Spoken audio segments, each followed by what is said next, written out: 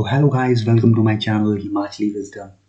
So as we have already discussed in the last lecture about some of the important events of the Indian freedom after the freedom fight of 1857-80, we have discussed about the formation of the Indian National Congress.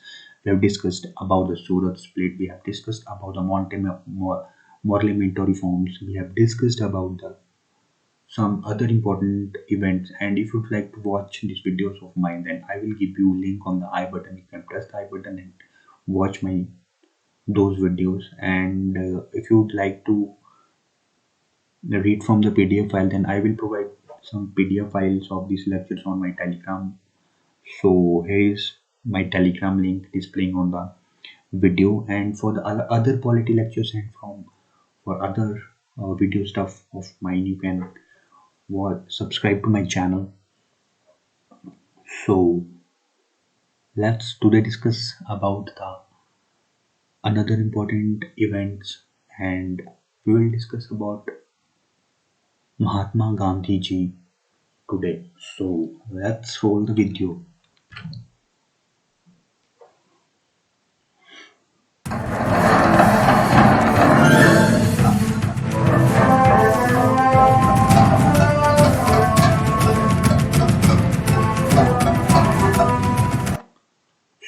So in the today's lecture we will discuss about the Gandhian era.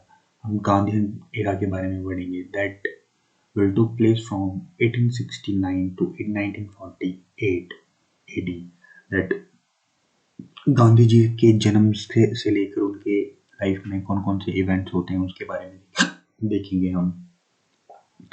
सो ज़्यादा देर ना करते हुए मैं video को start करता हूँ. And हो सकता है कि मेरी कुछ वीडियोस और ये वीडियोस कुछ लेंथी हो, तो for completing the part of the modern history I will be providing this videos in some long period for some days.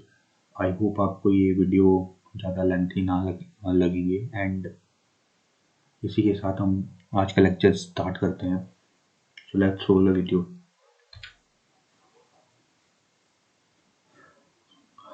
तो सबसे पहले गांधी जी के बारे में पढ़ेंगे. तो गांधी जी का जन्म जो हुआ था वो 1869 में गुजरात में पोरबंदर नामक जगह पे हुआ था. ये तो सभी को पता ही है.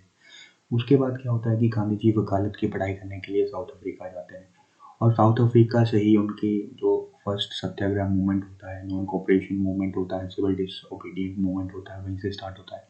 तो इंडिया में उनके इवेंट से पहले हम कुछ इवेंट्स उनके जो साउथ अफ्रीका में हेल्ड हुए थे उनके बारे में जानेंगे. तो गांधी जी का हम पीरियड जानेंगे 1893 से लेकर 1948 तक वो साउथ अफ्रीका में रहते हैं. तो उस दौरान उन्होंने क्या क्या इवेंट्स वहाँ पे किए थे उसके बारे में हम देखेंगे आज. तो सबसे पहले जो गांधी जी थे वो 1893 एडी में वकालत की पढ़ाई करने के लिए साउथ अफ्रीका गए. और सबसे पहले उनको वहाँ पे रेशियल डिस्क्रिमिनेशन जो रेलवे स्टेशन है पीटर मैरिट्सबर्ग रेलवे स्टेशन है, वहाँ पे 7 जून 1893 एडी को वहाँ पे उनको रेशियल डिस्क्रिमिनेशन का सामना करना पड़ा. रेशियल डिस्क्रिमिनेशन में कि उनके साथ उनके रंग की वजह से उनके साथ भेदभाव किया गया, और उनके जो फर्स्ट क्लास कोच था ट्रेन का वहाँ से उनको धक्के मार के निकाल दिया गया. तो this was the first event that shook the Mahatma Gandhi ji, that जो कि अंग्रेज हैं वो काले लोगों के साथ इस तरह का व्यवहार करते हैं. उसके बाद क्या होता है कि गांधी जी जो होते हैं वो इंडियन एम्बुलेंस कोर का उद्घाटन करते हैं जब 1899 में साउथ अफ्रीका में बोर लड़ाइयाँ चली हुई होती हैं. तो इस इवेंट के लिए उनको बाद में केसरी हिंद की उपाधि भी दी जाती है ब्रिटिशर्स के द्वारा. और ये जो पिक्चर आप देख रहे हो ये उस टाइम की जो इंडियन एम्बुलेंस कोर थी उसकी पिक्चर है. ये उसके कुछ सिपाही हैं. और उसके बाद ये जो देखते हैं हम कि 1904 में साउथ अफ्रीका में ही वो अपना पहला जो है वो न्यूज़पेपर मैगजीन को पब्लिश करते हैं. That was called Indian opinion. तो इंडियन ओपिनियन मैगजीन जो है वो साउथ अफ्रीका में गांधी जी सबसे पहले निकालते हैं. और 1904 में ही वो फिनिक्स फार्म जो कि डरबन में है एट प्रेजेंट उसकी स्थापना करते हैं. इसके बाद 1906 में जो होता है वो गांधी जी फर्स्ट सिविल डिसओबीडिएंट अपनी लाइफ का करते हैं साउथ अफ्रीका में। इंडिया में उनका सबसे फर्स्ट सिविल डिसओबीडिएंट होता है चंपारण, लेकिन ऑल ओवर देखा जाए तो उनका जो सबसे पहला सिविल डिसओबीडिएंट मूवमेंट रहता है वो 1906 में साउथ अफ्रीका में रहता है। एंड दिस मूवमेंट जो होता है वो एशियाटिक ऑर्डिनेंस, जो एशिया के लोगों के विरुद्ध जो भेदभाव ब्रिटिशर्स लोगों के द्वारा किया जाता है उनके खिलाफ जो ऑर्डिनेंस होता है उसके अगेंस्ट में ये सिविल सत्याग्रह को करते हैं। सिविल डिसओबीडिएंट मीन्स सत्याग्रह। उसके बाद 1907 में वो फिर से एक सत्याग्रह करते हैं। इस बार जो एशिया के एशिया कॉन्टिनेंट के जो जितने भी लोग होते हैं उनको उनके रजिस्ट्रेशन पासेस को लेकर वो प्रोटेस्ट करते हैं कि उनको रजिस्ट्रेशन पासेस एशिया के लोगों के भी जल्द से जल्द बने, तो इसको लेकर वो सत्याग्रह स्टार्ट करते हैं एक। इसी तरह 1908 में इन्हीं प्रोटेस्ट के चलते उनको 1908 में जो होता है वो जोहानिसबर्ग साउथ अफ्रीका की जो कैपिटल है वहाँ पे, sorry it's not a capital, Johannesburg is a city in South Africa. So in 1908 में उनको और इन सत्याग्रह करने के लिए जेल में डाल दिया जाता है। तो फ्रिक्वेंटली एग्जाम में क्वेश्चन पूछा जाता है कि सबसे पहले उनको उनका फर्स्ट ट्रायल कब हुआ था जेल में, तो जोहानिसबर्ग में 1908 ही went to the jail. After that we will move to the 1900 and 1910 AD। 1910 में वो टॉल्स्टॉय फॉर्म जो कि जोहानिसबर्ग में है उसकी स्थापना करते हैं। तो जो टॉल्स्टॉय फॉर्म है वो गांधी जी के द्वारा बनाया गया है, और ये जो माइलस्टोन है जहाँ पे गांधी जी ने ये वर्ड्स लिखे हैं इनको बनाया गया है। Here was the picture of the Tolstoy form. उसके बाद क्या होता है कि 1913 में फिर से एक सत्याग्रह करते हैं गांधी जी, जो कि जितने भी नॉन क्रिश्चियंस मैरिजेस होती हैं उनको एक्चुअली वहाँ पे इतनी मान्यता प्राप्त नहीं की जाती थी। जो भी नॉन क्रिश्चियंस मैरिजेस होती थी साउथ अफ्रीका में, तो उनको एक रिकॉग्नाइजेशन दिलाने के लिए महात्मा गांधी जी सत्याग्रह करते हैं। और इसी के बाद लास्ट में 1914 AD में वो साउथ अफ्रीका को छोड़ के इंडिया आ जाते हैं, और वहीं पे उन्होंने वॉर्स के दौरान इंडियन एम्बुलेंस कोर की स्थापना की थी, तो उसके लिए उन्हें साउथ अफ्रीका में केसरी हिंद की उपाधि दी जाती है। तो इसी तरह से उनका साउथ अफ्रीका का जो पीरियड रहता है वो इस तरह से रहता है। तो अब हम देखेंगे कि साउथ अफ्रीका से वापस 1915 में वो इंडिया आ जाते हैं इन दिसंबर 1914 में, और जनवरी 1915 में वो इंडिया पहुंचते हैं बॉम्बे। उसके बारे में देखेंगे, और इंडिया में जो भी इवेंट्स होते हैं गांधी जी से रिलेटेड वो देखेंगे।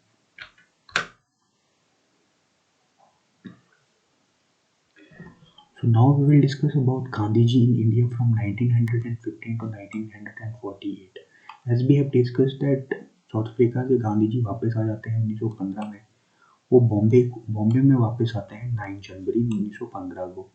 इसके बाद वो अहमदाबाद आ जाते हैं, और वहाँ पे सत्याग्रह आश्रम, जो कि गांधी जी का आश्रम है, वहाँ पे सत्याग्रह आश्रम का निर्माण करते हैं। और कुछ समय के बाद उस आश्रम को साबरमती रिवर के बैंक पे शिफ्ट कर दिया जाता है।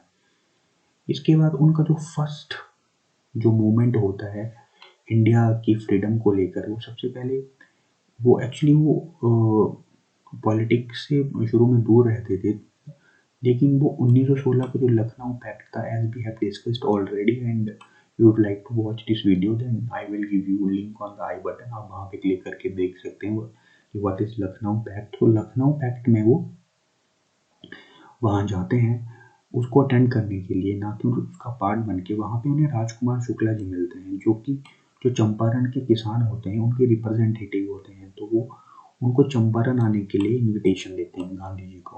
तो नेक्स्ट 1917 में जो है गांधी जी चंपारण जाते हैं, और जो भी चंपारण में जो नील की खेती के इंडिगो प्लांटर होते हैं, वहाँ के जो किसान होते हैं और जो इंडिगो प्लांटर्स को जो मिल मालिक होते हैं, उनके बीच में जो डिस्प्यूट चला हुआ होता है, उसमें वो किसानों का साथ देने के लिए वहाँ पे सत्याग्रह की शुरुआत करते हैं।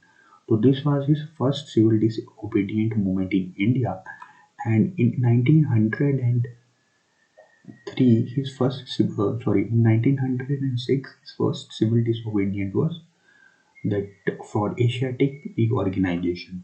तो इसी तरह से वो इंडिया में सबसे पहले सिविल डिसओबीडिएंट की चंपारण सत्याग्रह रहती है। And here is the picture of the Champaran Satyagraha protest. उसके बाद 1918 में अहमदाबाद में वो हंगर स्ट्राइक करते हैं पहली बार, और ये उनकी पहली नॉन कोऑपरेशन मूवमेंट होती है कि ब्रिटिश गवर्नमेंट को हम कोऑपरेट बिल्कुल भी नहीं करेंगे, और इस मूवमेंट को बोला जाता है खेड़ा सत्याग्रह।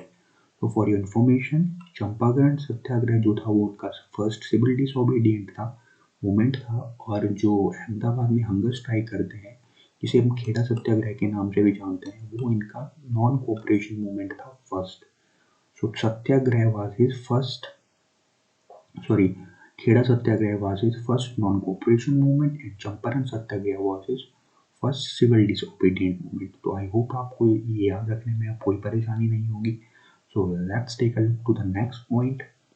Now we have in 1919 में क्या करते हैं, गांधी जी की रॉलेट एक्ट जो कि 1919 में रहता है। रॉलेट एक्ट के बारे में we will discuss in upcoming videos.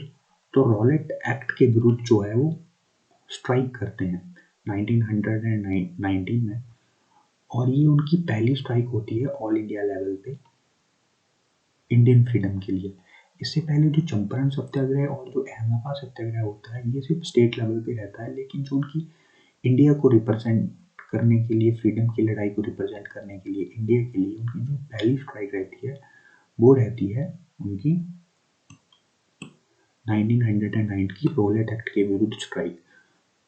तो रॉलेट एक्ट में क्या हुआ था एक्चुअली, चलो इसको थोड़ा सा दिखा देते हैं कि रॉलेट एक्ट में क्या हुआ था कि अंग्रेजों ने लाठियां बरसाई थी लोगों पे, इंडियन जो कि फ्रीडम फाइटर्स होते हैं उनके रिगार्डिंग है रॉलेट एक्ट। तो इसके प्रोटेस्ट में गांधी जी जो है वो रॉलेट एक्ट के विरुद्ध स्ट्राइक करते हैं। इसी के बाद 1919 में ही 13 अप्रैल 1919 पे जो जलियांवाला बाग मैसेकर हुआ था, इसके बारे में आई होप आप सभी को पता होगा, और अगर नहीं तो अपकमिंग वीडियोस में हम इसके बारे में पढ़ेंगे कि कैसे जलियांवाला बाग में जनरल डायर ने लोगों के ऊपर जो गोलियां चलाई थी। तो इसके प्रोटेस्ट के एवज में जो गांधी जी होते हैं, जो उन्हें साउथ अफ्रीका में केसरी हिंद की उपाधि दी गई थी उसको वापस कर देते हैं एज ए प्रोटेस्ट। और 1919 में ही जो खिलाफत, जो कि ऑल इंडिया खिलाफत मूवमेंट होती है, जो कि मुस्लिम लीग के द्वारा स्टार्ट की जाती है, तो गांधी जी के सामने परस्यू करती है कि वो उनके लीडर बने। तो गांधी जी उनके लीडर बनते हैं 1919 नवंबर में दिल्ली में। कंटिन्यू करते हैं आगे। इसके बाद क्या होता है कि 1920 से लेकर 22 के बीच में क्या होता है कि 1919 में वो ऑल इंडिया खिलाफत को लेड कर रहे होते हैं, और वो 22 में क्या करते हैं कि नॉन कोऑपरेशन मूवमेंट को लेड करते हैं इंडिया में कुछ समय के लिए 1920 से लेकर 22 तक। लेकिन होता क्या है कि 12 फरवरी 1922 को इनको नॉन कोऑपरेशन मूवमेंट को जो है वो बंद करना पड़ता है, क्योंकि 5 फरवरी 1922 को जो है वो चौरी चौरा की पुलिस स्टेशन में एक बहुत ही दुखद घटना में एक पुलिस थाने को जला दिया जाता है। इसलिए तो लोग सोचते हैं, तो इस घटना से जो है महात्मा गांधी जो है वो बहुत ही दुखी हो जाते हैं कि लोगों ने गुस्से में आकर जो है वो ब्रिटिश जो पुलिस चौकी है जिसमें कुछ इंडियंस भी काम कर रहे होते हैं उनको जला दिया। तो इस चीज़ को वो बंद करने के लिए नॉन कोऑपरेशन मूवमेंट को रोक देते हैं। देन अब हम देखेंगे कि इंडियन नेशनल कांग्रेस के प्रेसिडेंट के रूप में फर्स्ट और आखिरी टाइम गांधी जी को कब चुना गया था। तो 1924 के बेलगांव, कर्नाटक के बेलगांव सेशन में जब इंडियन नेशनल कांग्रेस का जो हर साल मीटिंग होती थी, वहाँ पे इंडियन नेशनल कांग्रेस के सचिव के रूप में महात्मा गांधी जी को फर्स्ट और लास्ट टाइम महात्मा गांधी जी ने कांग्रेस को लेड किया था। इसके बाद 1925 से लेकर 27 तक, 1925 में वो लीडरशिप को छोड़ देते हैं और 1925 से लेकर 27 तक पॉलिटिक्स के काम से बिल्कुल ही हट जाते हैं, और इस दौरान वो सिर्फ इंडियन नेशनल कांग्रेस की प्रोग्रेस के लिए काम करते हैं। इस तरह से वो अपनी एक्टिव पॉलिटिक्स को बिना छोड़े कांग्रेस की ही सपोर्ट करते हैं। इसके बाद 12 मार्च 1930 के दांडी मार्च के बारे में तो सभी ने सुना होगा। Here is the picture of the Dandi march. और जो दांडी मार्च की यात्रा होती है, ये इनकी सिविल डिसओबीडिएंट मूवमेंट होती है एक तरह से। और सॉल्ट सत्याग्रह की जो नमक का कानून होता है, स्वदेशी का पालन करने के लिए गांधी जी जो है वो सॉल्ट सत्याग्रह करते हैं कि खुद का नमक हम खुद बनाएंगे और स्वदेशी चीज़ों का प्रयोग करेंगे। इससे पहले स्वदेशी के बारे में हम पहले भी डिस्कस कर चुके हैं। एंड अगर आपको वो वीडियो देखना है तो प्लीज़ आप डिस्क्रिप्शन में मेरे चैनल को सब्सक्राइब करके उस वीडियो को देख सकते हैं। आई will give you the link on I button also. इसके बाद फर्स्ट राउंड टेबल कॉन्फ्रेंस होती है, सॉरी यहाँ पे सेकंड रहेगा, नॉट फर्स्ट। गांधी जी जो है वो दिसंबर 1931 में सेकंड, यहाँ पे सेकंड रहेगा, sorry for the text mistake. Second round table conference जो होती है ब्रिटेन में, उसको अटेंड करते हैं। उसके बाद 1942 में गांधी जी जो होते हैं वो भारत छोड़ो आंदोलन, that was also called quit India movement, sorry for the spelling mistake. यहाँ पे क्विट इंडिया मूवमेंट को स्टार्ट करते हैं गांधी जी 1942 में।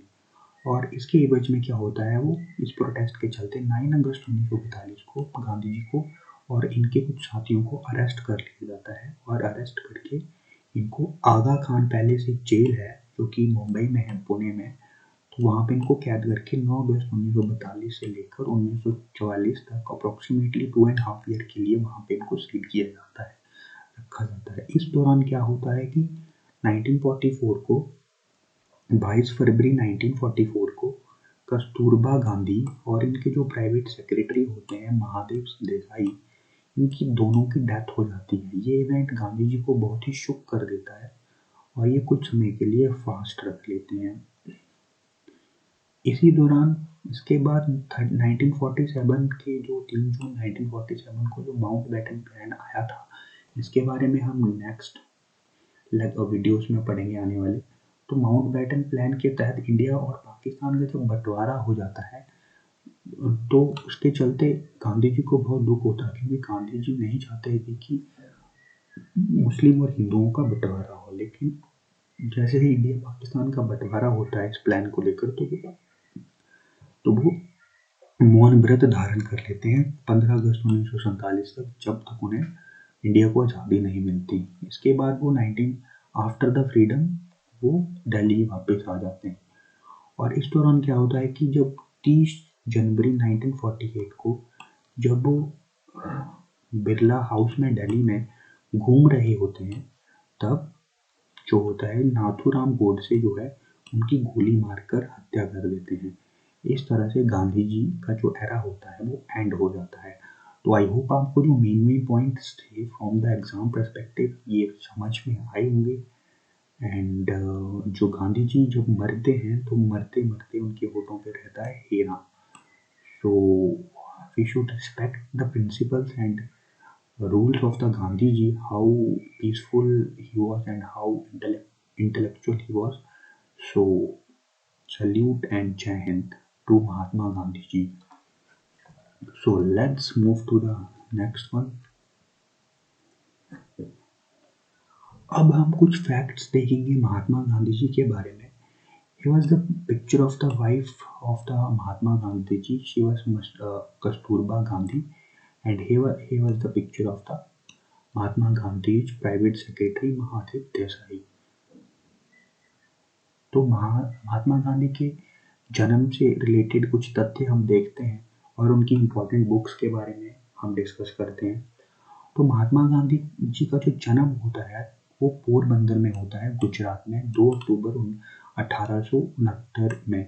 और जो यूनाइटेड नेशंस हैं उन्होंने 2 अक्टूबर को नॉन वायलेंस डे के रूप में भी हम मनाते हैं एज एन इंटरनेशनल लेवल पे। Now we will discuss about his father. उनके जो फादर का नाम होता है वो होता है करमचंद गांधी, और इसीलिए महात्मा गांधी का पूरा नाम जो होता है वो होता है मोहनदास करमचंद गांधी, उनके फादर के नेम पे। इसी तरह जो उनकी मदर का नेम होता है वो होता है Putli Bai. Putlibai was the mother of the Mahatma Gandhi, और जो उनके पॉलिटिकल गुरु होते हैं his name was Gopal Krishna Gokhale, जो कि एक मॉडरेट लीडर होते हैं। गोपाल कृष्ण गोखले जी के बारे में हम पढ़ चुके हैं। इसी तरह गोपाल कृष्ण गोखले जी के बारे में हमने सूरत स्प्लिट के टाइम पे पढ़ा था, जब गोपाल कृष्ण गोखले जी हैं जो कि लीडरशिप करते हैं मॉडरेट की तरफ से सूरत स्प्लिट। इसी तरह जो उनके प्राइवेट सेक्रेटरी होते हैं, here is the picture of his private secretary Mahadev Desai. Tracy influence के बारे में पढ़ते हैं कि महात्मा गांधी जी के जो फैक्ट्स थे और जो उनके प्रिंसिपल्स थे उस पर किसका इफेक्ट पड़ा था। तो जॉन रस्किन की एक बुक है unto the last, this book is very interesting. अगर आपको ये पढ़नी हो तो please go and download this from the Google and you can read this. जो जॉन रस्किन होते हैं उनकी बुक का बहुत असर पड़ता है उनको, इतना असर पड़ता है कि जो महात्मा गांधी जी होते हैं अनटू द लास्ट बुक को ट्रांसलेट कर देते हैं सर्वोदय में, जो कि गुजराती लैंग्वेज में है।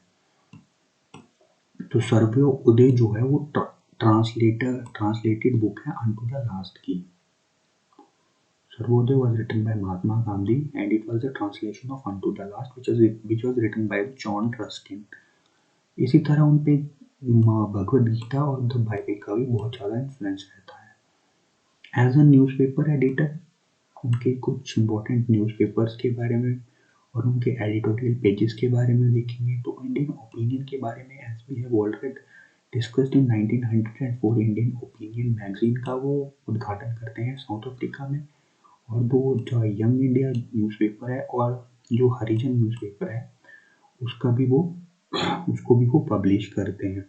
इसी तरह जो महात्मा गांधी जी की ऑटोबायोग्राफी है अगर उसके बारे में देखा जाए तो वो थी my experiment with the truth. तो my experiment with the truth was the autobiography of Mahatma Gandhi जी।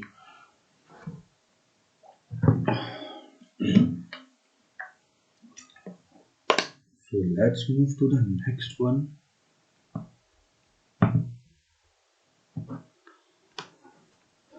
तो ये जो आप दो पिक्चर्स देख रहे हो द यंग इंडिया और हरिजन, ये दो महात्मा गांधी जी के पब्लिश किए हुए न्यूज़पेपर हैं। अदर नेम देखते हैं महात्मा गांधी जी के कि महात्मा गांधी जी को दूसरे किन नामों से भी जाना जाता था। तो उनको फादर ऑफ नेशन, राष्ट्रपिता की उपाधि दी थी सुभाष चंद्र बोस ने उनको बोला था कि he was the father of the nation. इसी तरह उनको महात्मा की उपाधि, सेंट की उपाधि दी थी श्री रविंद्रनाथ टैगोर ने। एंड उनको नंगा फकीर और मलंग बाबा ये उपाधि दी थी जो कि नॉर्थ वेस्ट फ्रंटियर के कबीलास का ग्रुप था उन्होंने। और ये बहुत फेमस है कि विंस्टन चर्चिल जो है उन्होंने उन्हें हाफ, यहाँ पे हाफ रहेगा एक्चुअली, हाफ नेक्ड फकीर बोला था, हाफ नेक्ड संत अर्धनंगन भिखारी। तो विंस्टन चर्चिल के द्वारा ये शब्द महात्मा गांधी जी के बारे में कहे गए थे। So that was very bad thing actually. So